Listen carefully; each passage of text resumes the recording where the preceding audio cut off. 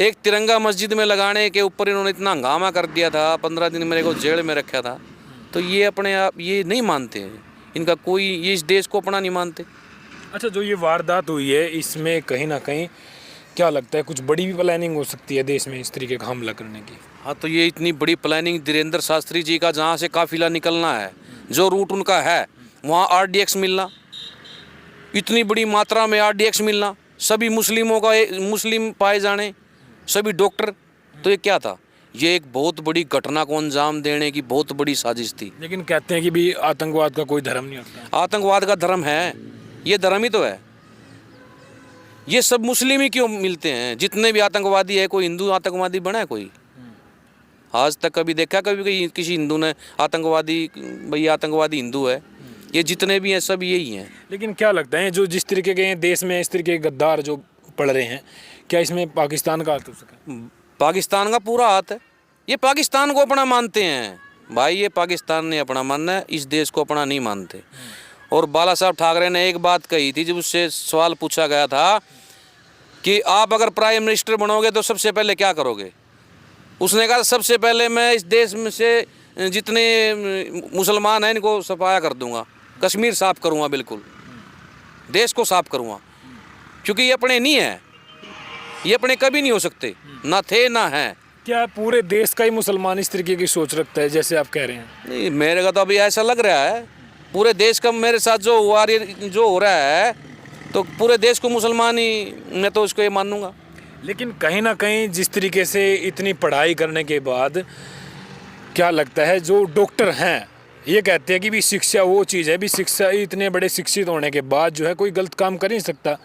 देखो, हमारे सनातन धर्म में डॉक्टर को भगवान, दूसरे भगवान का दर्जा दिया गया है, ये भगवान है। लेकिन ये जल्लाद, ये क्या है? इन्होंने दिखा दिया, अपनी मानसिकता दिखा दी।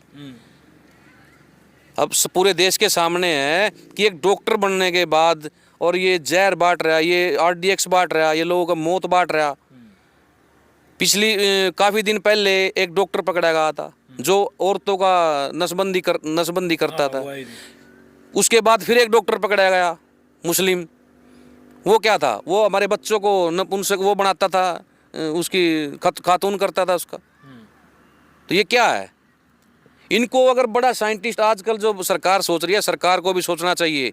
ये जो BJP सरकार है, ये इसलिए हिंदुत्व के, सनातन धर्म को बचाने, देश के मतलब देश के प्रति इनका जो प्यार है वो देख के ही वहाँ बैठाए गए हैं। क्या लगता है जिस तरीके से धीरेन्द्र शास्त्री बोल रहे हैं कि भाई हिंदू जाग जाओ, उन्होंने एक यात्रा भी निकाल रखी है कि भाई हिंदू को जगाना है और भारत देश को हिंदू राष्ट्र बनाना है, क्या लगता है किस तरीके से देखते हैं इस यात्रा को आप? देखो, ये यात्रा एक बहुत अच्छी पहल है शास्त्री जी की, और उनको हम प्रणाम करते हैं, उनकी पहल को भी प्रणाम करते हैं। उनकी बहुत अच्छी सोच है, क्योंकि हिंदू सोया हुआ है। ये कहते कैसे सो रहा है, कैसे सो रहा है? ये सोया हुआ था मेरे भाई, ये सोया हुआ ही है। ये इनको अभी भी अपना भाई मानते। कुछ हमारे हिंदू ऐसे हैं जो इनको कहते हैं हमारे भाईचारा है, भाईचारा। ये भाईचारा नहीं है, हिंदुओं को जागना पड़ेगा। जब इस देश का बंटवारा धर्म के आधार पर हो गया तो इनका यहाँ कोई काम है नहीं। धीरेन्द्र शास्त्री जी ने जो काम जो कर रहा है वो हिंदुओं को जगाने के लिए ठीक है, उसकी बहुत अच्छी पहल है उसकी, उसको सलाम होना चाहिए, हर हिंदू को सल्यूट होना चाहिए। लेकिन कुछ लोग कहते हैं कि जब चुनाव होता है तो इस तरीके की घटनाएं, कैमरा उधर कर करना है, जिस टाइम चुनाव होता है तो इस तरीके की घटनाएं देखने को मिलती है। क्या लगता है कि कहीं ना कहीं ये राजनीतिक एजेंडा भी नहीं? अब कहाँ चुनाव है, अभी कहाँ चुनाव है? दिल्ली में चुनाव है, हरियाणा में चुनाव, बिहार का दिल्ली से क्या कनेक्शन है भाई? बिहार का दिल्ली से कितनी दूर, कितने किलोमीटर है? तो दिल्ली को दहलाने वाला क्या है? लेकिन सवाल ये है ना कि भी सरकार जो है, केंद्र में सरकार BJP की है, दिल्ली में सरकार BJP की है, इंटेलिजेंस उनकी है, फोर्स उनकी है, फिर भी इस तरीके के जो हमले हैं वो रोक नहीं पाई सरकार। अब फोर्स क्या करेगी? फोर्स बॉर्डर पे ही तो अपनी सुरक्षा बढ़ाएगी। जो यहाँ बैठे हुए हैं, अब एक एक आदमी की मानसिकता, ऐसी कोई अंतर नहीं है कि एक एक आदमी की मानसिकता को चेक कराया जावा है वो पढ़ लेगा, ऐसा नहीं है। ये तो अपने घर के आस्तीन के साफ हैं, यहीं पड़े बड़े, यहीं हुए, यहीं सब कुछ, यहीं खाना, यहीं डॉक्टर बने और यहीं ये काम कर रहे हैं। इसको कैसे पकड़ा जाएगा? अगर मान लिया कोई बाहर से दुश्मन आ रहा है, उसको तो रोका जाएगा बॉर्डर पे। जो घर के दुश्मन हैं, जो यहीं खा रहे हैं और इस देश को बर्बाद करने पे तुले हैं, तो उनके लिए क्या किया जाए? उनके लिए तो हर हिंदू को जागना पड़ेगा। अपने आसपास देखना पड़ेगा। इनसे कभी प्यार ना करो, क्योंकि ये प्यार के काबिल है नहीं, नफरत के काबिल, ये नफरत के ही काबिल हैं। ये जो अगर सुअर को अच्छी जगह रख ले, अच्छी उसमें रख ले, फैसिलिटी दे दे पूरी, तो वो क्या करेगा, उसको छोड़ दे, फिर उसके बाद में जाना उसको वहीं है। इनकी जो मानसिकता है ये बदलने वाली नहीं है, इसलिए हमें सतर्क रहना पड़ेगा। और सरकार से मैं तो ये प्रार्थना करता हूँ कि ऐसी वोट बैंक की राजनीति को बंद करो। कब तक इनको बलि चढ़ाओगे हमारे हिंदू भाइयों को? इन पर एक्शन लो, तगड़ा एक्शन लो। हर हिंदू आपके साथ खड़ा है। जो कुछ हैं उनको छोड़ो, उनकी बात भी छोड़ो। लेकिन कुछ लोग आपने सरकार का नाम लिया है, प्रधानमंत्री मोदी जी कह रहे हैं कि भी विदेश के दौरे पर निकल जाते हैं। जिस दिन ये घटना घटी उससे अगले दिन सुबह विदेश के दौरे पर निकल जाते हैं। देखो, जो ये एक ऊपर इंटेलिजेंस जो अपने हैं, इनके जो बड़े आदमी हैं, प्राइम मिनिस्टर हैं, जो चीज़ पहले से तय होगी, अब उसको नहीं। अब इनकी तो माँ गुजरी थी, उसके बाद माता जी का को चिता में आग लगा कर उसके बाद इन्होंने हरी झंडी ट्रेन को हरी झंडी दिखाई थी।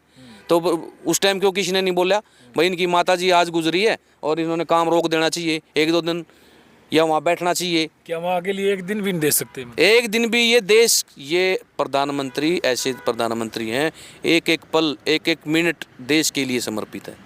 अपने देश के लिए सब कुछ इन्होंने अपना त्याग कर रखा है, अपने घर का, परिवार का, सब कुछ। तो इस पर कोई इल्ज़ाम ये नहीं लगाना चाहिए। बड़े भारी मन से उन्होंने कहा, बड़े भारी दुख मन से मैं यहाँ आया हूँ, इतनी बड़ी घटना होगी। अच्छा, देश किस तरीके से सुरक्षित हो सकता? तब हो सकता है हिंदू भाई जागे, अपने आसपास की एक्टिविटी रखे। इनको भाईचारा ख़त्म, भाईचारा मत मानो। ये जो भाईचारा है ना, ये भाई है हमारे, भाई है चारा, ये सब खत्म करो तो सुरक्षित होगा। लेकिन सवाल ये है कि आप लोगों से भी मेरा सवाल ये रहेगा कि पंजाब आधा तो पाकिस्तान में है और आधा हिंदुस्तान में है। वहाँ पे हिंदू की जनसंख्या कितनी है जो पाकिस्तान के अंदर है, और भारत के अंदर कितनी है, बांग्लादेश के अंदर कितनी है? और जब मतलब भारत के टुकड़े हुए हैं वहाँ पर किस तरीके से हिंदुओं की जनसंख्या घटी है? ये क्या लगता है, जब जब भारत के टुकड़े हुए हैं और जो अलग देश बने वहाँ से बिल्कुल भी हिंदू खत्म हो गया, क्या यहाँ पर भी इस तरीके की साजिश चल रही है? बांग्लादेश, ये आप देख सकते हो, बांग्लादेश, बार बार ये कहता हूँ अमित शाह जी, पूरे बीजेपी जितने भी पार्टी हाईकमान है कि ये वोट बैंक की राजनीति छोड़ो। और कब तक इन अपने निर्दोष जो हिंदू भाई हैं इनकी जाने जाती रहूँगी? अच्छा, लास्ट में मेरा सवाल ये रहेगा, क्या लगता है जब देश की बात आए तो सबको एकजुट होना चाहिए? क्या लगता है इस मामले को लेकर के राहुल गांधी या फिर अखिलेश यादव या फिर कोई इस तरीके के इस बात के समर्थन में आएगा कि हमें बिल्कुल आतंकवाद को भारत से जड़ से उखाड़ कर फेंकना चाहिए? देखो, उम्मीद तो हर हिंदुस्तानी यही करता है। जो वो हिंदू जनेऊ पहनने वाले हिंदू हैं तो उनको बोलना चाहिए, लेकिन अभी तक तो कोई उनकी देश की सुरक्षा के लिए यहाँ एक एकेडमी खोल लेंगे हम, जिसमें भाला चलाना, गन शूटिंग और तलवारबाजी, ये चीज़ें सब सिखाई जाऊंगी यहाँ पे। हाँ, यहाँ पे हर चीज़ें सिखाई जाऊंगी। और अपने जो गुरुद्वारा के जो हैं प्रधान जी, उनसे हमारी बात हुई है। तो ये कोई ऐसा नहीं है कि भाई कोई युद्ध करना हमने, लेकिन अपने सनातन धर्म की सुरक्षा के लिए, आने वाले टाइम के लिए ये चीज़ें ज़रूरी हैं। अपने बहन बेटियों के लिए ये चीज़ें ज़रूरी हैं। तो हम देखते हैं इन चीज़ों को। तो आपके माध्यम से मैं कह रहा हूँ कि हिंदू जन जागृति मंच ये पहल करेगा, और जिस भी हिंदू भाई को, जिस बच्चे को, जिसको भी सुरक्षा के लिए ये चीज़ें सीखनी है तो वो संपर्क कर सकता है। हमारा नंबर 9255107794। क्या बात।